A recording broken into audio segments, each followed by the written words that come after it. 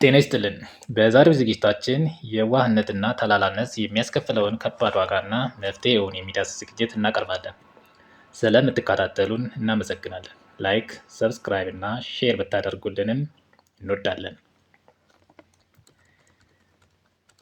ዓለማችን ላይም ሆነ ሀገራችን ላይ ከባባድ ችግሮች አሉ። ከዓለማችን ወደ ሀገራችን፣ ከሀገራችን ወደ አካባቢያችን፣ ከአካባቢያችን ወደ ሰፈራችን፣ ሰፈራችንንም ጠበብ አድርገን ወደ ቤተሰባችን የምናወርደው ችግሮች አሉ። ችግሮቹ እንዴት ተከሰቱ፣ ለምን ተከሰቱ እያልን ብንጠይቅ በእከሌ ምክንያት ነው፣ ይህ ክፉ፣ የነዛ ክፉዎች የነ እከሌ ችግር ነው እያልን መልስ የሚሆን ነገር አናጣም። እነዚህ ችግር ፈጣሪዎች ወይም የችግር ምንጮች እንዴት መጡ፣ እንዴት ተፈጠሩ ብለን ትክክለኛውን መልስ ስንፈልግ የምናገኘው መልስ ውስጥ ለችግሩ ሁላችንም ወይም አብዛኞቻችን አውቀን ወይም ሳናውቅ አስተዋጽኦ አድርገናል። በነገራችን ላይ ይህን ዝግጅት ለመስራት እንደ መነሻ የሆነኝ በቅርቡ አንድ የቤተክርስቲያንን የገቢ ማሰባሰቢያ ላይ የገቢ ማሰባሰቢያ ፕሮግራሙ የተገኘው ገቢ የገቢ ማሰባሰቡን ለመስራት ከወጣው ወጪ በግማሽ ያነሰ መሆኑን የሚያሳይ መረጃ በማህበራዊ ሚዲያ ላይ ሲዘዋወር በማየቴ ነው። መነጋገሪያ የሆነው መረጃ ላይ አንድ ቤተክርስቲያን በቲክቶክ እና ዩቲዩብ ላይቭ ገቢ ያሰባስቡልኛል ለተባሉ ቲክቶከሮች፣ አርቲስቶች ጌጡ ተመስገንና ጉርሻ ፔጅ የተባሉ ፌስቡከሮች 4.5 ሚሊዮን ብር ይከፍላል። በ3 ቀን የገቢ ማሰባሰቢያ ፕሮግራም ግን የተገኘው ገቢ 2.3 ሚሊዮን ነው። ከ2 ሚሊዮን በላይ ኪሳራ ማለት ነው። ብዙሃኑ የዋህ ምስኪን ለጋሽ እነ ቲክቶከር፣ እነ አርቲስት፣ እነ ጌጡ፣ እነ ጉርሻ ፔጅ ይህንን ያህል ገንዘብ እንደሚከፈላቸው አያውቅም ነበር። ለዚህም ነው ጅል አትሁኑ፣ የዋህ አትሁኑ፣ ደግም አትሁኑ የሚል ፕሮግራም ለመስራት የተነሳሳሁት። በእርግጥ ፕሮግራሙን ከመሬት ተነስቼ ወይም ደግሞ እንዲሁ ያልኩት ሳይሆን በዓለም ላይ ያለ እና የሚመከር ስለሆነ ነው። እንዲህ ያለው ነገር አዲስ አይደለም። ሁሉም ሃይማኖት ላይ አንዱ ዘርፍ ሆኖ በሌሎችም በተለያዩ ዘርፎች ያለ የነበረና የሚኖር ነው። የታመሙ ሰዎችን፣ የተጎዱ ሰዎችን፣ እርዳታ የሚያስፈልጋቸውን ሰዎችን ፎቶና ቪዲዮ እያነሱ በማህበራዊ ሚዲያ በተለይም በቲክቶክ እና በፌስቡክ እርዳታ መሰብሰብ እና ከዚህ ምስኪን ህዝብ በጨዋ ቃል ለመግለጽ እንጂ ከዚህ መንጋ ህዝብ ነው እውነተኛው አገላለጽ። ብዙ ገንዘብ መሰብሰብ፣ ግማሽና ከዚያ በላይ በማካፈል አልፎ አልፎ ሙሉውን ለግል ጥቅም መጠቀም በቶሎ ከፍተኛ ሀብት የሚያስገኝ ቢዝነስ መሆኑን የምናውቀው ጥቂት አይደለንም። ሆድ ይፍጨው ነው እንጂ ነገሩ በርካታ ሰዎች የሚወዳቸው ገንዘባቸውን መዥረጥ እያደረጉ የሚሰጧቸውና ሰው የሚረዱ የተባሉ ተወዳጅ ግለሰቦች ጀርባቸው ቢታይ እልል ያሉ አጭበርባሪ ናቸው። እነዚህ አጭበርባሪዎች ለፎቶና ቪዲዮ ለቢዝነስ ጭዌው ድምቀት ሰዎችን ሲረዱ የሚያሳይ ማስረጃ ፎቶና ቪዲዮ ከሰሩ በኋላ በቀሪው ገንዘብ ህንፃ የሚገነቡ አሉ፣ ቤትና መኪናም ይገዛሉ። አጠቃላይም የተንደላቀቀ ኑሮን ይኖራሉ። አለፍ ሲልም ገንዘብ የረዳቸውን ህዝብ እና በጭብጨባ ያጀገናቸውን መንጋ በስድብ እና ካልሆነም በሰደፍ ጭምር ይቀጡታል። እንደዚህ ያለ ድርጊት እንዳለ በግልጽ የሚታወቅ ነው። ነገር ግን ከላይ ያልኩት ነገርየው መነጋገሪያ ከመሆኑ ጋር ይህንን ጠቃሚና መካሪ ዝግጅት ብሰራ ሊያስተምር ይችላል በሚል ቀና ሀሳብ ነው። በእርግጥ መንጋና መደዴን መከተል እንጂ ተምሮ ተገንዝቦ ራስን ከመንጋው ነፃ አውጥቶ መኖር እንደ ሮኬት ሳይንስ የከበደበት ሀገር ውስጥ መሆናችን ጠፍቶኝ አይደለም። ቢሆንም ግን ለማስገንዘብ መጣሬን እቀጥላለሁ። በዓለማችን እጅግ አጥፊ ክፉ ሰዎች ተፈጥረዋል።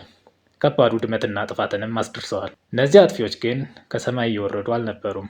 ሁሉም ክፉ ሰዎች በሰዎች የተሰሩ ናቸው። አንድም በቲፎዞ፣ በገንዘብ፣ በሀሳብ፣ በጉልበትና በሌሎች ቀጥተኛ ድጋፎች ክፉ ሰዎችን ለስኬት ይበቃሉ። ሁለተኛና አደገኛው ክፉ ሰዎችን ለስኬት የሚያበቃቸው የሌሎች ዝምታና ምንም አለማድረግ ነው። ዝም ስላል ክፉ ሰዎች ለስኬት እንዳይበቁ ክፋታቸው ብዙ ጉዳት ሳይፈጥር በአጭሩ ለመቅኘት ምንም ባለማድረጋችን ክፉዎች ፈርጥመው በራሳችንና በአጠቃላይ የሰው ልጅ ላይ ጥፋቶችን ሲፈጽሙ ታይተዋል። እስካሁንም ቀጥሏል። አሁንም በሁሉም የዓለም ክፍሎች ላይ ክፉዎች ከፍተኛ ስኬት ላይ ናቸው። ለዚህ ነው ዓለም በበርካታ ጥፋቶች ውስጥ ያለችው። እንደ ኢትዮጵያ ያሉ ድሃ ሀገራት ላይ ደግሞ የክፉዎች ስኬታማነት ከሰለጠኑት ሀገራት እጅግ የበለጠ ነው። ምክንያቱም በድሃ ሀገር ላይ አላዋቂዎች ከፍተኛ ቁጥር ስላላቸው ክፉዎች እነዚህን አላዋቂዎች ወደ ፈለጉበት አቅጣጫ በመንዳት በየትኛውም ገደል ላይ ለመስደድ አይቸገሩም። ይህ የየዕለት ድርጊትና መራር እውነት ነው። በተለያዩ ሁሉም ዘርፎች ማለት ይቻላል ፖለቲካው፣ ቢዝነሱም፣ ሚዲያውም፣ ሶሻል ሚዲያ በተለይም ቲክቶኩ፣ ዩቲዩቡ፣ ሃይማኖት ላይ ሳይቀር ብዙ ጭብጨባ፣ ብዙ ሙገሳ፣ ብዙ ሽልማት፣ ብዙ ቲፎዞ፣ ብዙ ድጋፍ ያላቸው እጅግ ስኬታማ የሚመስሉ ወይም የሆኑ ነገር ግን አጥፊ ክፉ ሰዎችን ማየት የተለመደ ነገር ነው። በኢትዮጵያ የስኬታማነት መንገድ ላይ አሳሳችነትና ማጭበርበርን ባህሉ ያደረገ በድንቁርናና የጭካኔ ጌጦች የሚተወን አረመኔያዊነት በጣም አለ። ይህን በሁሉም ሰው ላይ ያለ ነው ማለት እንዳልሆነ ግን ልብ በሉ። የኢትዮጵያ ሕዝብ እየተሳሳተና እየተጭበረበረ የክፉዎች አጃቢና ደጋፊ ሆኖ ቆይቷል። አሁንም እንደዛው ነው። የአጭበርባሪዎች ሲሳይ ነው። ክፉ ሰዎች በሕዝቡ ድጋፍና በሌሎችም ዝምታ የስኬት ሽልማታቸውን ይወስዳሉ። የደገፋቸው ሕዝብም ዝም ያላቸው ሕዝብም አይታወስም፣ ይዘነጋል። በእርግጥ መንጋ ሕዝብ ከዛ ከፍ ያለ ፍላጎትም የለውም። መጭበርበሩን እንደ ኩራት ሊያደርገው ይችላል። ደግፎ አንከባክቦ ለስኬት ባበቃቸው ሰዎች እየተቀጣ፣ እየተዘረፈ፣ እየተዋረደ፣ እየተሰደበ፣ ወደኋላ እየቀረ፣ እየተገፋ፣ ሁሉ ነገር እየተበላሸበት መሆኑንም አያውቅም። ተታሎ የክፉዎች መንገድ ተባባሪ መሆኑንም አያውቅም። ምናልባት መታለሉን የሚያውቀው ነባሩ አታላይ ክፉ በሌላ አዲስ ክፉ አጭቤ ሲተካ ነው። ይህም የሚሆነው የኛው አዲሱ ክፉ አጭበርባሪ የቀደሙትን ክፉዎች ጭራቅ አድርጎ እየተረከ የራሱን አዲስ የማጭበርበር ስልት ሲሰብክ ነው። ፕሮፌሰር ኖም ቾምስኪ የተባሉ ይህንን የብዙሃን መሃይምነት ስቱፒድ ማስ ይሉታል። ብዙሃኑ ሕዝብ ቶሎ የማይነቃ ምከረው ምከረው ካልሰማ መከራው ይምከረው እያለም እንኳ ከመከራው ትምህርት የማይወስድ ደጋግሞ መታለል፣ መሸጥና መቅለጥ ታሪኩ የሆነ ነው። እንዲህ አይነት ሕዝብ ለአጭበርባሪዎች፣ ለክፉ ሰዎች በረከት ነው። ለሕዝቡ ደግሞ ይሄ የተላላነት አመል እጅግ በጣም አደገኛ መርገምት ነው። በእኛ ሀገር ላይም ይህ አይነቱ ኑባሬ በግልጽ የሚታይና የታወቀ እውነታው ነው። በየቦታው መታለል ነው። በየቦታው እየየ ነው። ፕሮፌሰር ኖም ቾምስኪ እንደሚለው ይህ ስቱፒድ ማስ በቶሎ አይባንንም፣ የጋራ ንቃትም የለውም፣ የጋራ ህልምም የለውም፣ የጋራ አቋም የለውም፣ ምክር አይሰማም፣ የእውቀትን አካባቢ አይወድም፣ በጅልነት፣ በየዋህነት፣ በመንጋነት እዛው አታላዮቹ ዙሪያ ሲልከሰከስ ነው የሚገኘው። እንዲህ ያለው ተላላ፣ የዋህ፣ ጅል፣ መንጋነት የሚያጠቃው ህዝብ እንደ ደራሽ ጎርፍ ነው። ባገኘው አቅጣጫ ሁሉ ይርመሰመሳል። የራሱን ጥቅም እያወደመ የራሱንና የልጆችን ነገ እያበላሸ ይጓዛል። ጎርፍን አካፋና ዶማ የያዘ ሁሉ ቦይ የቀደደ ለጎርፉ አቅጣጫ እንደሚሰጠው ሁሉ ተላላ ህዝብም በጅምላ ፈሳሽነቱ በአውዳሚ የኃይል ፍሰቱ ብልጥ የሆኑ ክፉ ሰዎች የመፍሰሻ ቦይ እየቀደዱለት ክፉዎቹን ለስኬት ለሚያበቃ ወደሚፈልጉት አቅጣጫ ይነዱታል፣ ወደ ገደልም ቢሆን ይወስዱታል። እነዚህ ቦይ ቀዳጆች ክፉ አጭበርባሪዎች የተላላው ህዝብን ፈሳሽነት ለሚፈልጉት ዓላማ ወደሚፈልጉት አቅም ይመነዝሩታል። ስሜቱን በእነሱ ፍላጎት እየገሩና እያለዘቡ የራሳቸውን የሚፈልጉትን ያደርጉታል። መንጋው እየጠፋ እየተቀጣ ዋጋውን እየከፈለ እነሱ ግን ይከብሩበታል። መጭበርበር የማይሰለቸው ስቱፒድ ማስ ለምን፣ እንዴት፣ ወዴት፣ ከማን ጋር፣ ለምን ዓላማ የሚሉ ጥያቄዎችን አያሰላስልም። ማሰላሰል የመንጋ ህዝብ ባህሪም አይደለም ይለናል ፕሮፌሰር ኖም ቾምስኪ። ልክ ስለመሆኑ በእኛም ሀገር እያየነው ነውና ይህንን ታላላ ህዝብ አንድ የሚያደርጉ ለመልካም ዓላማ ለጋራ ተጠቃሚነቱና እድገቱ የሚያስተባብሩት፣ የሚያነቁት፣ የሚያደራጁትና የሚመሩት ድንቅ አሳቢዎች ቁጥራቸው ጥቂት፣ መከሰቻ ዘመናቸው ከስንት አንዴ የሚባል ነው። ነገር ግን ታላላ ህዝብ መሃል እንዲህ ያሉ ሰዎች አይሳካላቸውም። ክፉዎቹ መንጋቸውን ያዘምቱባቸውና ያጠፏቸዋል። ፕሮፌሰር ኖም ቾምስኪ ህዝብና አገር እንዲለወጥ፣ እንዲነቁና እንዲጎለብቱ ለግል ጥቅማቸው የማይስገበገቡ፣ የማያጭበረብሩ፣ ለህሊናቸው የሚታመን ምግባረ ልዕልና ያላቸው፣ የእውቀት ሀብታቸው የበለጸገ፣ ከምንም በላይ ለብዙሃኑ ጥቅም የሚቆሙ ሲኖሩ ለውጥ ይኖራል ይላል። በፕሮፌሰር ኖም ቾምስኪ ቋንቋ ፊው ሰልፍለስ ኢሊትስ ይላቸዋል። እሱ እንደሚለው እነዚህ የቁርጥ ቀን የህዝብ ልጆች በቁጥር ጥቂት ወይም ፊው ናቸው። ስለ ህዝባቸው ጥቅም እንጂ ስለ ራሳቸው ተጠቃሚነት የማይስገበገቡ ሰልፍለስ እና በእውቀትም የላቁ ኤሊትስ ናቸው ይላቸዋል። እነዚህ ህዝብና ሀገርን ለመጥቀምና ለማበልጸግ ሲነሱ ሁለት ፈተና ይጠብቃቸዋል። ህዝቡ እንደ አብሪ ትል ይቆጥራቸዋል። ያለበትን ሁኔታ መለወጥ ያለመፈለግ ባህል ያዳበረ፣ ከማላውቀው መልአክ የማውቀው ሰይጣን ይሻለኛል የሚል የገነገን አስተሳሰብ ያነጸው እንደ ኢትዮጵያውያን ያለ ህዝብማ ጨርሶ በሚያበሩት ብርሃናቸው ተመርቶ ከጨለማ ከመውጣት ይልቅ በገዛ ብርሃናቸው ተመርቶ ደፍጥጦ ይገድላቸዋል። ሐቀኞች፣ አዋቂዎችና ጥልቅ አሳቢዎች ብቅ ሲሉ አጭበርባሪና አሳሳች ሐሰተኛ ልሂቃኖች እንቅልፍ አይወስዳቸውም። ክፉዎቹ ሰዎች መንጋቸውን ላለማጣት ይታገላሉ። መንጋውን አጭበርብሮም ሆነ አደድቦ ወይም በሌላ መንገድ የያዘ ተኝቶ እንጀራ የሚበላበት ሀገር ነውና የነቁ የበቁትንና መንጋውን ለማብቃት የሚተጉትን ያጠቋቸዋል። እነዚህ አጭበርባሪዎችና ሐሰተኛ ልሂቃን እውነተኛዎቹ የስልጣኔ ቀያሽ የሆኑትን የተለያዩ ዘመቻ ይከፍቱባቸዋል። በመንጋው አእምሮ ውስጥ ቦታ እንዳያገኙ አስፈሪ፣ ሰይጣናዊና ርኩሳን አድርገው ያቀርቧቸዋል።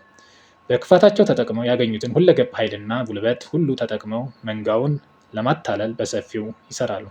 ሐቀኞቹ ከጥልቅ እውቀት የተገነባ የበቃ ሀሳባቸውን ወደ ህዝቡ ለማድረስና መንጋውን ልቦና ለማግኘት የአጭበርባሪዎቹን ያህል አቅም የላቸውምና ሰፊ እድል አያገኙም። የአጭበርባሪዎቹ ዘመቻ ከህዝቡ አለመንቃት ጋር ተዳምሮ ሐቀኞቹን በቶሎ ያጠፋቸዋል። ህዝብም የመታለልና የመጭበርበር ኑሮውን ይቀጥላል። በራሱ ራሱን ለማጥፋት እየሰራ ይቀጥላል ማለት ነው። በመጨረሻም ራሱ ለስኬት ያበቃቸው ክፉዎች ያመጡበትን ጣጣ ተሸክሞ መራራ ጽዋውንም ጠጥቶ የሚቀረው ይሄው ጅል፣ የዋህና ተሳሳች ስቱፒድ ማስ የተባለው ህዝብ ነው። ክፉዎችና አጭበርባሪዎች ለስኬት እንዳይበቁ መሆን ያለበት መንቃት ነው። ለመንቃት ደግሞ መማር ነው። ትምህርት ሲባል ትምህርት ቤትና ዩኒቨርሲቲ መግባት ብቻ ማለት አይደለም። በትምህርት ቤት አልፎም ከመንጋነት የማይወጣው ብዙ ነውና ንቃቱ ከየትም ይምጣ መሆን ያለበት ክፉዎች ለማታለል የሚደርሱትን እና የሚያዘጋጁትን የጭካኔ ሐሰተኛ ተውኔት በንቃት መበየን፣ መፈተሽና ማክሸፍ ነው። ክፉና አጭበርባሪ ሰዎች መኖራቸው አይደለም ዋናው ቁም ነገር። አደገኛው ነገር እና መፍትሄ ሊሰጠው የሚገባው ነገር ክፉ ሰዎችን ለስኬት የሚያበቃው ማህበረሰብ ነው። አውቆ በሞራል እና ስነ ምግባር ማጣት ለጥቅም ብሎ ይሁን ሳያውቅ በመንጋነት ክፉ ሰዎችን ለስኬት የሚያበቃ ማህበረሰብ የራሱን መቀበሪያ ጉድጓድ መቆፈር ብቻ ሳይሆን የመታነቂያ ገመዱን ገዝቶ የሚያቀርብ ነው። ይኸው ኢትዮጵያውያን በብዙ ነገር እየታነቀን እየተቀበርን አይደለ? ለማጠቃለል ያህል የክፉ ሰዎች ስኬት የትም ሀገር ያለ ነው። ጨርሶ ለማስቀረት አደጋችም ነው። መቀነስ ግን ይቻላል። የክፉ ሰዎችን ስኬት የምንቀንሰው በዋናነት ከመንጋነት አስተሳሰብ በመውጣት ነፃና ምክንያታዊ የሆነ አስተሳሰብ በመገንባት ነው። አለምክንያት አለማጨብጨብ፣ አለማሽቃበጥ፣ ግም ለግም አብረሃዝ ግም ካልነው የመንጋነት ኋላ ቀር አስተሳሰብ መውጣት አለብን። ከአዋቂዎች ስር መዋልና ማወቅ፣ የማናውቀው ነገር ላይ አለመሳተፍ፣ ለእያንዳንዱ ነገራችን ምን፣ ለምን፣ እንዴት፣ ወዴት፣ ከማን ጋር፣ ወደ ማን የሚሉ ጥያቄዎችን መጠየቅ መልመድ ተገቢ ነው። የበቁ የተመሰከረላቸው ከመንጋው የተለዩና መንጋውን እንደገና ሊሰሩ የሚችሉ ሰዎችን መከተል፣ ከእነሱም መማር፣ መሰልጠንና ማደግ እንዲሁም መልካሞቹን ጠቃሚዎችን መደገፍና የበለጠ እንዲሰሩ ማድረግ መቻል ተገቢ ነው። አንድ ሀገር የምትሰራው የግድ በሁሉም ሰው አይደለም፣ በጥቂት የበቁ ሰዎች ነው። እያንዳንዱን የበለጸጉ ሀገራት ታሪክ ብናይ የሆኑ ጥቂት የበቁ ሰዎች ለሀገራቱ የስልጣኔ ወሳኝና የማይናወጥ ሀዲድ ተክለው ትውልዱም በዛ ሀዲድ እንዲሄድ ሆኖ ነው እንጂ ሊበለጽጉ የቻሉት። በነገራችን ላይ ጅል አትሁኑ፣ ደግ አትሁኑ፣ የዋህ አትሁኑ የሚለውን የትም ቦታ ልትጠቀሙበት የሚገባ ነው። ፖለቲካችሁ ላይ፣ ቢዝነሳችሁ ላይ፣ ስራ ቦታችሁ ውስጥ፣ በማህበራዊ ጉዳዮቻችሁ ላይ ሁሉ በትዳርም ይሁን የፍቅር አጋር ስትመርጡ በጭራሽ በተላላነት ወይም በጅልነት በየዋህነት ተግባር ውስጥ መሆን የለበትም። በደንብ የተጠናና የተገመገመ ሁኔታን መጠቀም ተገቢ ነው። መስሪያ ቤታችሁ ላይም ቢሆን እንዲሁ የተጠናና በመርህ ላይ የተመሰረተ አካሄድ መከተል አለባቸው። ካልሆነ የሰዎች መጠቀሚያ ልትሆኑ ትችላላችሁ። በተለያየ ጉዳዮችም የጦስ ዶሮ ልትሆኑ ትችላላችሁ። እንዲሁም ክፉ ሰዎች አገርና ሕዝብን ወደኋላ ሊያስቀሩ የሚችሉ ሊያጠፉ ሊበድሉ የሚችሉ አጭቤና አጥፊዎች ለስኬት እንዳይበቁ ወደፊትም እንዳይመጡ ለማድረግ መስራትም ተገቢ ነው። አመሰግናለሁ ጨርሻለሁ። መልካም ጊዜ። ላይክ፣ ሰብስክራይብ፣ ሼር ታደርጉ ደስ ይለናል።